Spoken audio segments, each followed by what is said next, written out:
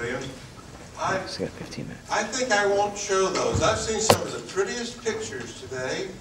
And as I sat through the day, one after another, my frames seemed to be completely irrelevant or highly repetitive for the audience. So I'm going to just talk for a little while, if I may. I am Ron Merrill, and you wonder why two formers ends up here with all of these experts.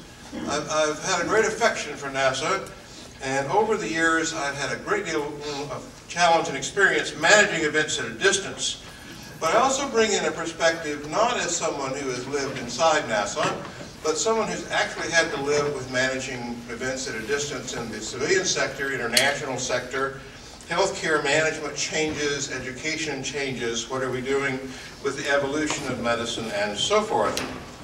So, it's an interesting perspective, and I'll bring it along with to contaminate everything else I might say today.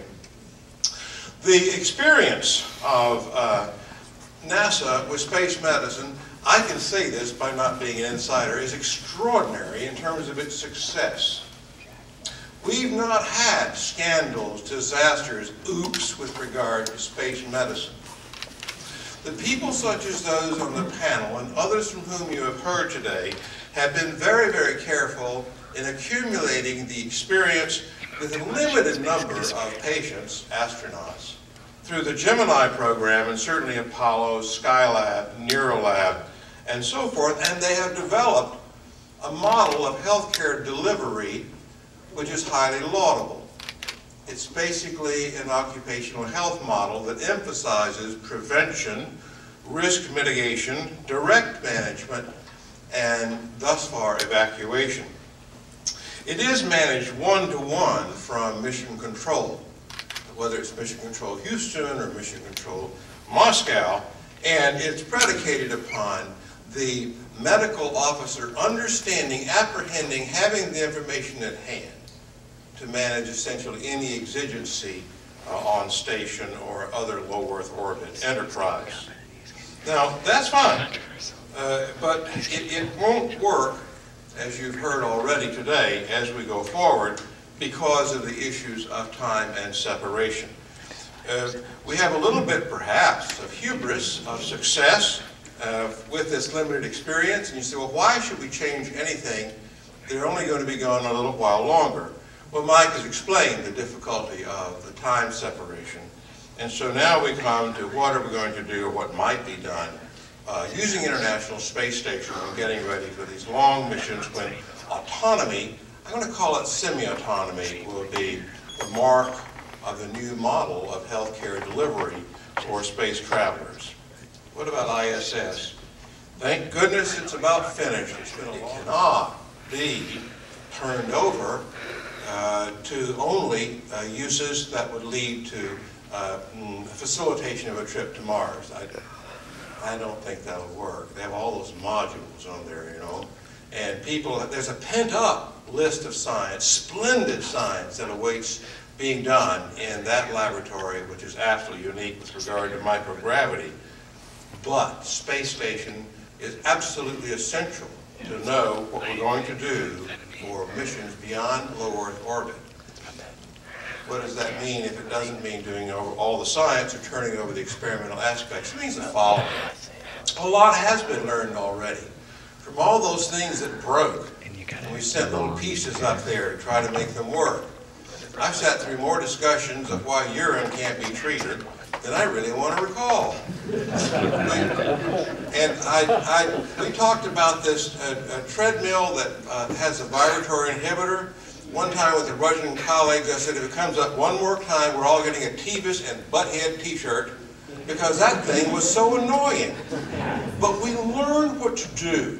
The lessons of space station are the fuel that will get us to Mars.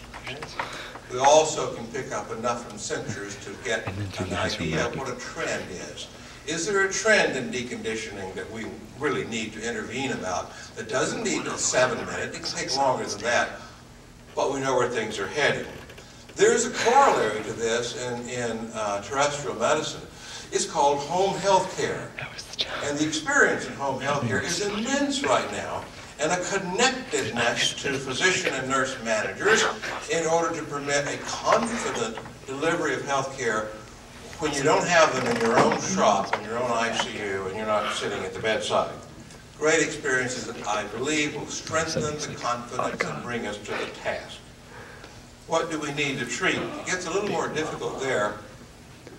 A friend in Houston reminded me of a quotation from Imhotep, who designed the step pyramid at soccer, was also a pretty good doctor, who divided human illness into 3 brands when he was writing in the Edwin Smith Papyrus.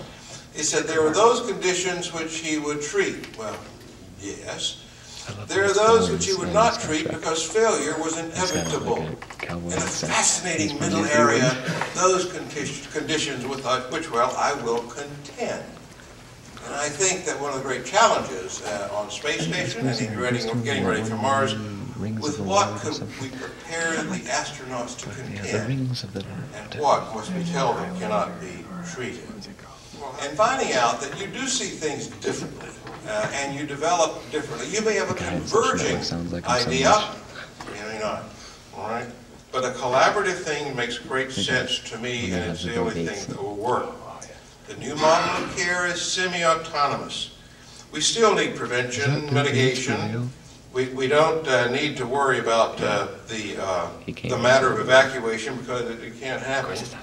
But in long-distance space travel, real-time or synchronous health managers, not feasible. Return to Earth is not going to happen.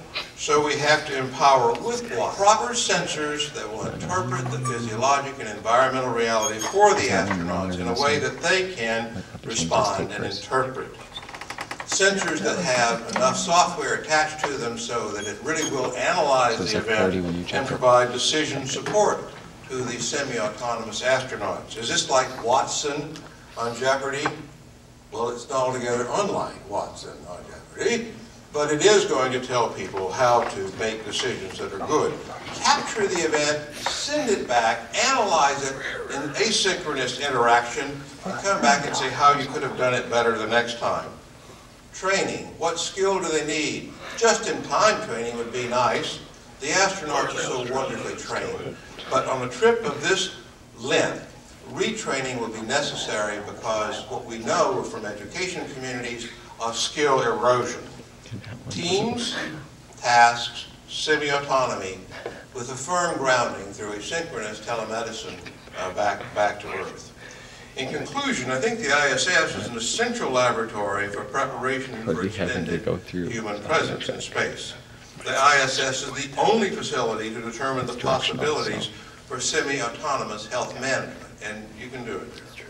The ISS allows for basic biology, human factors, telemetry, just-in-time training, device and procedure validation, synchronous and asynchronous research. The ISS invites the kinds of cooperative research that the task of prolonged human exploration requires. And finally, the ISS is ideal for prolonged research plans leading to confident and safe extended space travel and reliable human function. Thank you.